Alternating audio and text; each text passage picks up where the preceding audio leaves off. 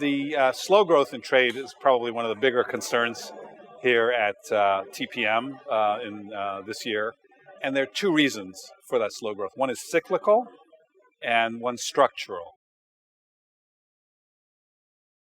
There are at least two or three reasons for the cyclical slowdown in trade. The first, of course, is slow growth worldwide. I mean, we're in this sort of very sluggish growth period where the world economy is stuck in low gear. Second is that China's industrial sectors are in recession.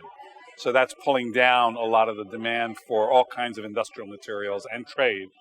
And then last but not least, of course, is the collapse in commodity prices, which has also dragged down the value sort of numbers on the trade side. The structural factors behind slowing growth have to do, for example, with the transition in China from industrial growth to, let's say, service sector growth, or from investment to consumption. So that's not going to reverse itself. That's going to go on for some time.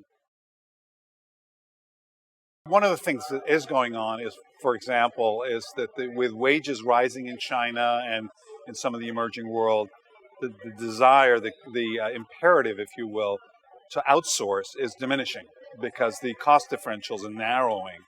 So we are seeing a shortening of supply chains and a reduction in intermediate trade, which is the trade in components. So that too is hurting. It's a long-term structural change that's hurting trade patterns. I think from a cyclical perspective, some of the short-term cyclical changes in trade will reverse themselves.